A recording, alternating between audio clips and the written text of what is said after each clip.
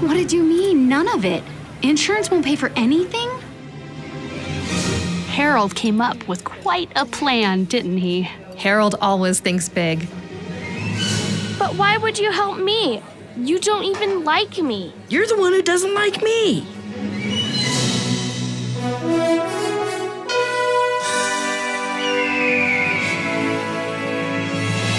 I'm Miss Jean. Join me on a trip to Discovery Mountain, where the air is clear enough to hear your imagination, and where every day is an exercise in faith. Join me for today's expedition in Discovery Mountain.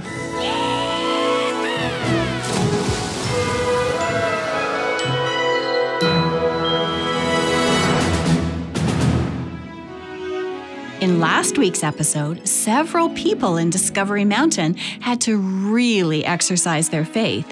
Mrs. Lee worried about paying for repairs to her car and the wall at Mountain Meadows, but she chose to believe that God will bring good out of her accident.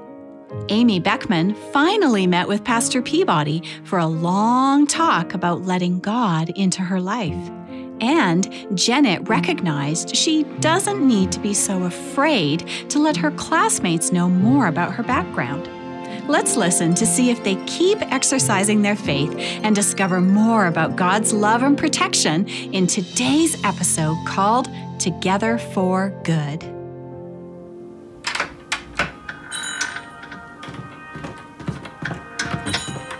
Mr. Simon! Is my super special order here yet? It'll be a disaster if I don't get it today. Whoa, slow down, Jake. I've been meaning to ask about that special order of yours. Super special order. Oh, super special order? Just what do you plan to do with... Oh, there's Dan now. Oh, I really hope he's got my order.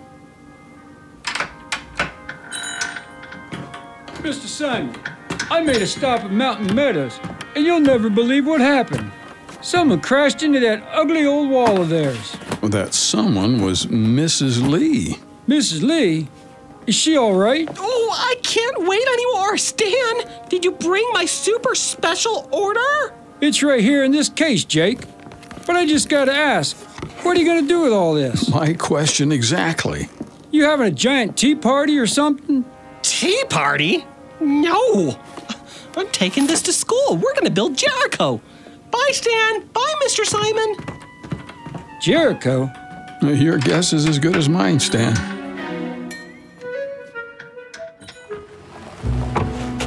Thanks for the ride, Natasha. My car should be repaired soon, and you can stop being my chauffeur. How much is your new bumper going to cost?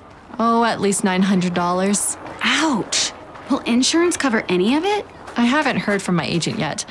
I'm trying not to worry too much, but it's hard. I might be making payments on my car for years, and who knows what the Mountain Meadows wall will cost me. God can turn your accident into a blessing, Amanda. Just remember Romans 8:28 and trust that God will bring some good out of this. I've also been focusing on Philippians 4:19, and my God will supply all your needs. Oh, that's my insurance agent now. I'm almost afraid to answer in case it's bad news. Exercise your faith, Amanda. No matter what, God has it under control.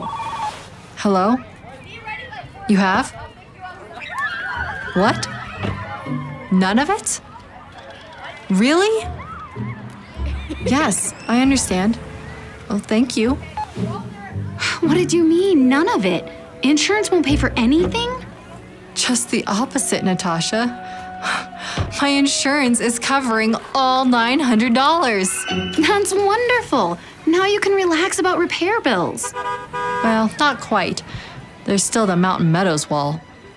And I have a feeling it's going to be a lot more than $900. Have faith, Amanda. When God says he'll supply all your needs, he means it.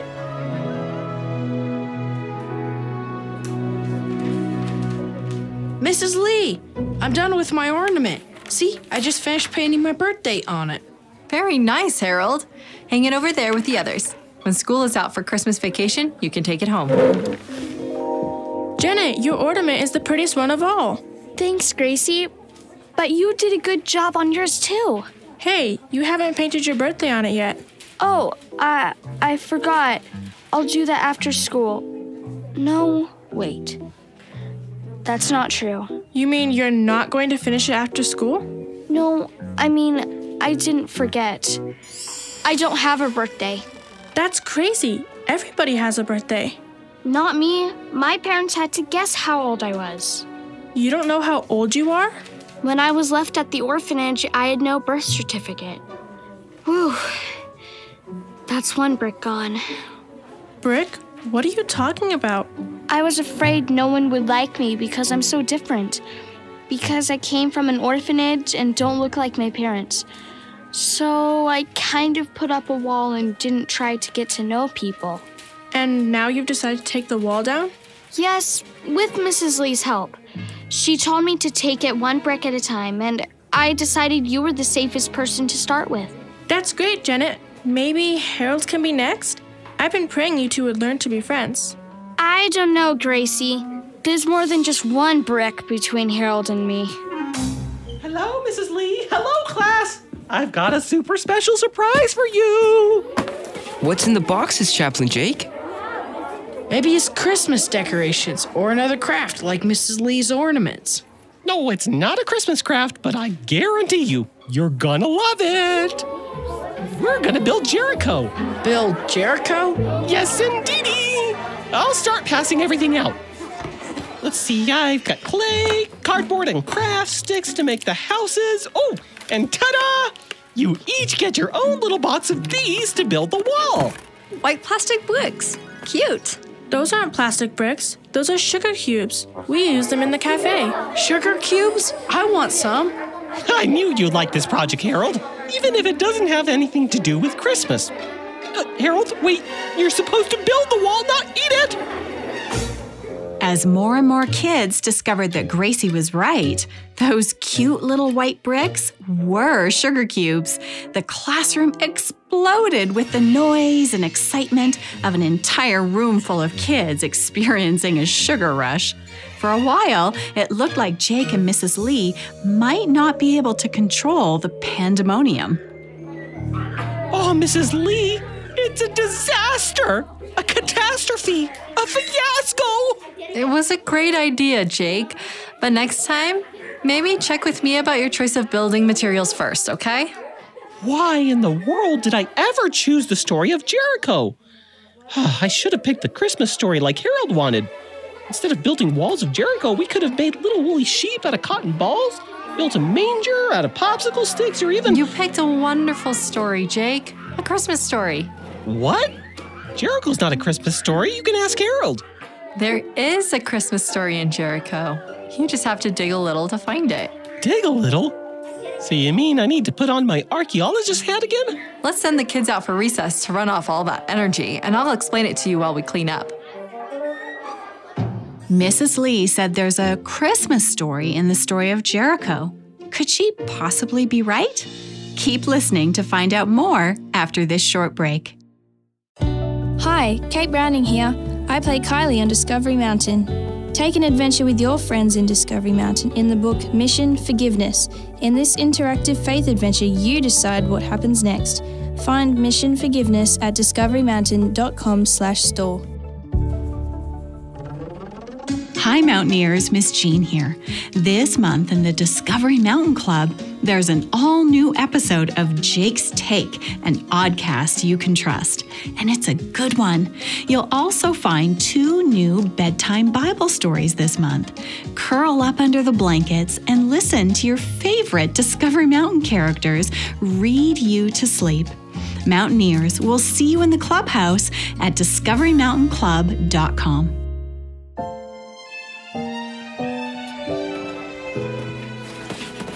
Amy, let me help with those boxes. I brought the supplies Mrs. Lee asked for. It was quite a trick getting them out of the house without anyone asking questions. Let's put them over here for now. Gracie and Brianna will help organize them later. Are you sure about this, Michelle? Of course I am. It's what friends are for. Harold came up with quite a plan, didn't he? Harold always thinks big, which is why the Peabody's house is covered with every Christmas light Mr. Simon had in stock. I've seen their house. You're not exaggerating. I've been praying for this latest project of Harold's to work. It's way more important than decorating for Christmas. Speaking of praying, your prayer for me to meet with Pastor Peabody was certainly effective. I heard about your divine appointment the night Mrs. Lee crashed her car. God sure works quickly sometimes. Our conversation got cut short by the crash, but yesterday I went to the church and had a long talk with Pastor Peabody. You did? Oh, Amy, I'm so glad. Me too. I told him Genet and I were getting serious about God because of what she was learning in school about the story of Jericho. Yeah, Gracie loved how Chaplain Jake showed that archaeology supports everything the Bible says. Pastor Peabody explained that God loved Rahab so much, he arranged her own divine appointment with the spies. It's the only reason the spies were there. I never thought about that. During our talk, I began to believe that God might love me too. I want him to be a part of my life, and Genet's made the same decision. Oh, that's wonderful news. I just don't know how I'm going to tell Steve. What do you mean? He thinks the whole idea of God is nonsense. He won't be happy that I've decided to be a Christian, and I'm not brave enough to tell him. Amy, think of how brave Rahab had to be when she chose to be on the side of the God of Israel. God will help you find the courage you need, just like he did for Rahab. Pastor Peabody said I have a lot in common with Rahab. We were both unhappy with the direction our lives were going. Neither of us knew much about God, but we were both searching for him. And God arranged for each of us to have a divine appointment that would ultimately rescue us. And that's not all you have in common. Oh? Thanks to Mrs. Lee, your stories both include a smashed wall. Oh.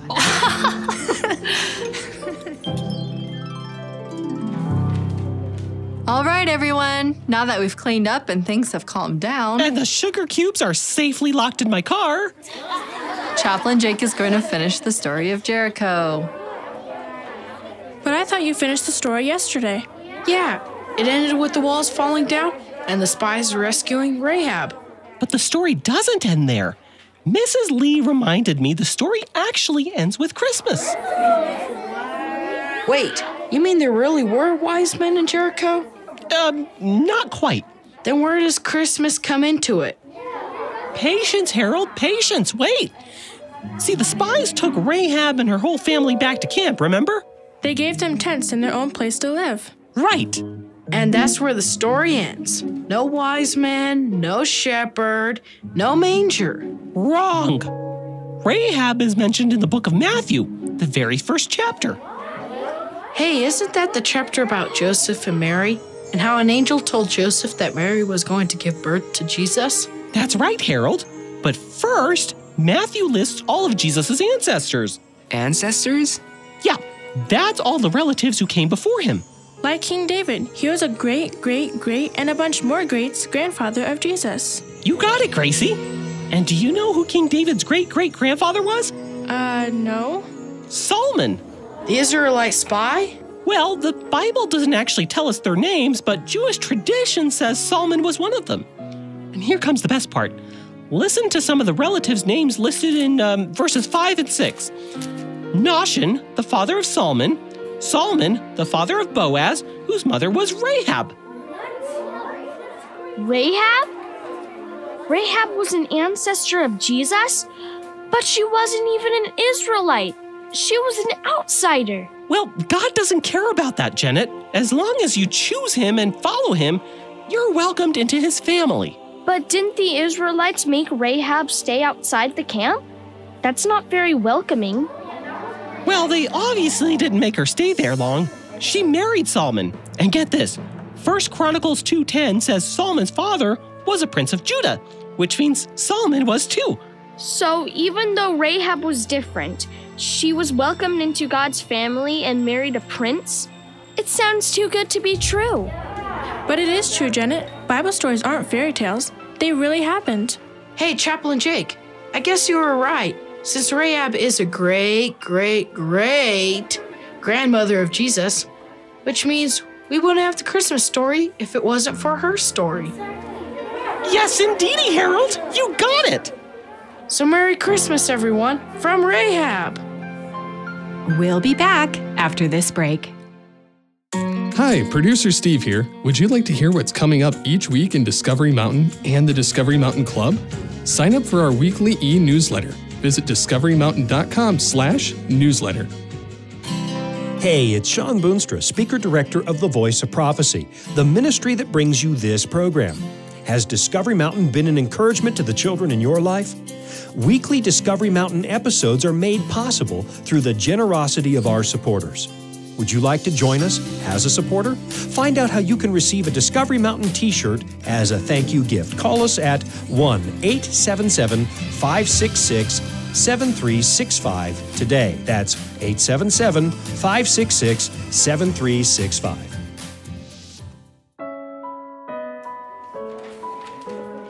I have good news and better news, class. The good news is we're skipping math class today.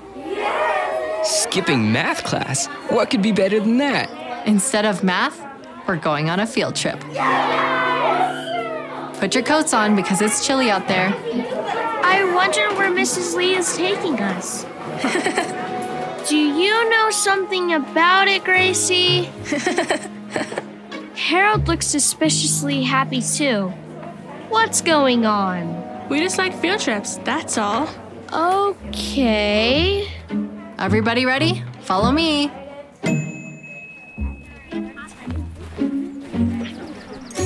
Here we are.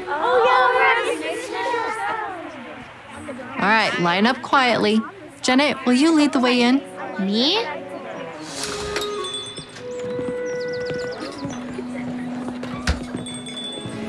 Welcome, everyone. Hello, Michelle. Hello, Amy. Come on in. Mom? What are you doing here? She's mostly been bossing me around. Dad? You're here too? And the Peabodys? And Chaplain Jake and Mr. Simon and... What's going on? We're all here for you, Genet. I'm afraid I didn't do a very good job keeping your special project a secret, Genet. We wanted to help you raise money for your orphanage. Look over there. My note cards! Your dad printed up an extra batch, and I brought them to Michelle. Gracie and Brianna helped me display them. And I made posters to advertise them. I don't know what to say. Well, you can start by thanking everyone. Thank you, everyone. And thank you, Gracie. Don't thank me. It was all Harold's idea. Harold? What'd I do now? I was just telling Genet how you planned all this. But why would you help me? You don't even like me. What are you talking about? You're the one who doesn't like me. You started it. You said I had a funny name. And my mom and I don't match. And maybe I was forgetting my baby picture because I was an ugly baby. I never said those things. Well, not like that anyway. Oh, really? I just never heard a name like yours before. And I actually think it's cool that you and your parents don't match. Most families are boring, but not yours. And you're so pretty, there's no way you could have been an ugly baby. You think I'm pretty? Wait, that's not what I meant. So you don't think I'm pretty? Harold, if I were you, I'd stop talking. I think you're right. Harold, I think maybe we just need to start over. Sounds good to me. Hi, I'm Genet. I'm new here, and I'd like to be friends. I'm Harold, and I'd like to be your friend too. Mrs. Lee, I need to talk to you. Oh dear. Are you going to sue me for smashing your wall? I promise I'll pay for the damage. I just need a little time. Or maybe a whole lot of time. Sue you? The Homeowners Association would like to thank you. Thank me? It turns out the contractor used defective bricks. They shouldn't have crumbled so easily. You mean it wasn't all my fault? Does that mean it won't cost me as much to have it fixed? It won't cost you anything. What do you mean? The contractor is rebuilding the entire wall at his company's expense. And this time, we voted to construct a much smaller wall, which will make my wife happy. I can't believe I'm not getting sued. That's not all. Because of you, we caught the mistake before the whole wall fell down and possibly injured someone. So the board voted to give you a $400 reward. You're paying me $400 for smashing your wall? That's enough to get the new snow tires I need. Funny how things work out, huh?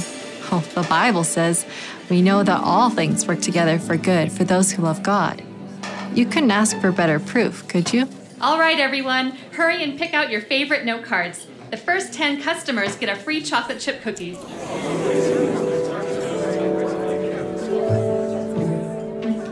The next 2 weeks brought some changes to the Beckman family. Genet loved her new school now that Gracie and Harold were her best friends. She realized that her differences didn't matter to her classmates, and she understood that God was the reason why. Bible class became her favorite. Amy Beckman began her own Bible class with Pastor Peabody and Mabel. Steve Beckman was busy supervising the demolition of the Mountain Meadows wall. But at Mrs. Lee's invitation, he made time to start teaching computer skills to her class. On December 24th, the Harmony Corner Church held a special Christmas Eve service. The church was nearly full when the door opened and some surprise guests walked in.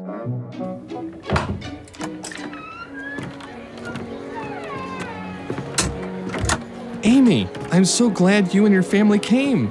I haven't been in church since I was a little girl, but Christmas seemed like a good time to come back. You and Mabel have begun to feel like family, so I'm not as nervous as I thought I'd be. We're all family here. It feels good to belong to God's family. I'll be honest, Pastor, this wasn't my idea. But seeing the changes in Amy and Genet since they became Christians, I decided maybe I shouldn't be so quick to dismiss the whole God thing. I'd be happy to help you learn more, Steve. Actually, I was hoping you might do more than that. Oh? Amy's always talking about her Bible studies with you, and, well, I was wondering if you'd consider starting a weekly Bible class at the Mountain Meadows Clubhouse. I'd love to. Really? I wasn't sure you'd say yes, after how hard I worked to keep you out of our community. You did put a lot of obstacles in our way. But God's in the business of knocking down obstacles, whether it's a brick wall or a bunch of HOA rules. I promise, next time you're at Mountain Meadows, you can park anywhere you want. I'll hold you to that. Now, if you'll excuse me, it's time for the program to begin. We'd better hurry and find seats. We'll be starting the service with some congregational singing. Genet, since you're an honored guest, would you choose the first hymn? What's your favorite Christmas song? Genet was thrilled that Pastor Peabody asked for her help choosing music. It made her feel more like a member of the Harmony Corner Church family. She happily sat between her mom and dad and waited for the singing to begin. Welcome everyone to the Harmony Corner Christmas Eve service. We're going to begin with a song specially chosen by Genet Beckman. You see, in Chaplain Jake's Bible class, Genet learned that God loved a young woman named Rahab so much, he went to extraordinary lengths to rescue her.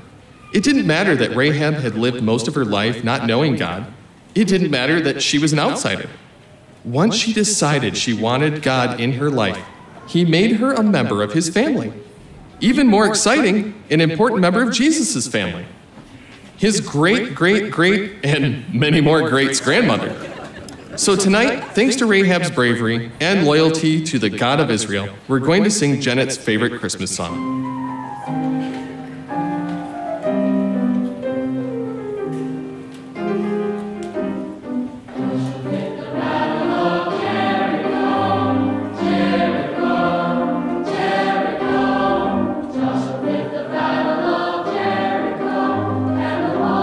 Director Doug, a lot of walls came tumbling down in this story, didn't they? Well, the wall around Jericho came down. The Mountain Meadows wall came down too. Those were certainly important parts of the story, but I'm not sure they count as a lot. Oh, but those weren't the only walls. They weren't? Those walls were made of brick and stone that we could see and feel, but there were other walls in the story, walls created by feelings or circumstances, walls that can be harder to break down. Oh, are you talking about Genet's wall? Mm-hmm. Genet was afraid that her new classmates would be just like the kids at her old school. She was convinced that they'd bully her because she was different, and she let those thoughts create a wall between her and the other kids. Yeah, but God and Mrs. Lee helped break down that wall, the third wall in the story. Yeah, that's true. Can you think of two more? Oh, now you have me stumped. Well, Mrs. Lee hit a wall. Yes, the Mountain Meadows wall. We already counted that one. But I'm talking about the wall she hit when she didn't have enough money to fix her car or pay for the damage to the wall at Mountain Meadows. She was very worried she'd never be able to pay for the repairs, wasn't she? Mm-hmm. And our problems can seem like a huge wall that we can't get over or around or even through. Well, that must be how the children of Israel felt when they looked at the walls of Jericho. Yeah, but no matter how big our problems look, if we turn them over to God, He can overcome them in ways that we can't even imagine. Okay, so Mrs. Lee's wall of repair bills makes 4. But you think there was a 5th wall? The wall of problems that Pastor Peabody had when he tried to reach out to the families in Mountain Meadows. Oh, of course. But Pastor Peabody had faith, and God found a way through that wall.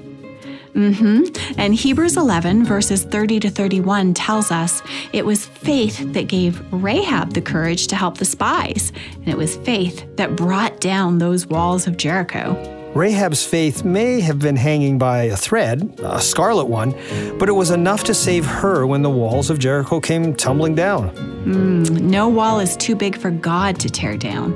Even walls we've created ourselves? Yeah, we all have fears and prejudices that can create walls between us and the people around us. Maybe something little, like assuming a classmate is stuck up when she's really just shy, or maybe avoiding a neighbor because he doesn't look or talk like we do, and missing out on the chance to make a terrific new friend. Or maybe we have bigger issues, things like divorce, unpaid bills, or serious illnesses. These can seem like walls we can't get around. You know, 1 Peter chapter 5 and verse 7 says this, "Throw all your anxiety onto Him because He cares about you." You know, there's no burden too big for God to carry, no wall too big for Him to smash. If we exercise our faith, God can tear down all the walls in our lives. Absolutely. You know, that's the end of this story series, but join us online where there's new content every Wednesday and a brand new season is just around the corner. We'll see you there. I'm Miss Jean, and you've been listening to Discovery Mountain. To listen to other episodes and to send us a message, visit us at discoverymountain.com or write to us at Discovery Mountain, P.O. Box 999, Loveland, Colorado, 80539. And in Canada, write to Box 2127, Oshawa, Ontario, L1H7V4. This has been a production of The Voice of Prophecy. Join us again next time here at Discovery Mountain. Together for Good was written by Janice Nelson, produced by Steve Phillips, and post-produced in Ontario, Canada by Douglas Bruce and Danny Columbi. Recorded in Loveland, Colorado at the Voice of Prophecy Studios and remotely in California and Ontario.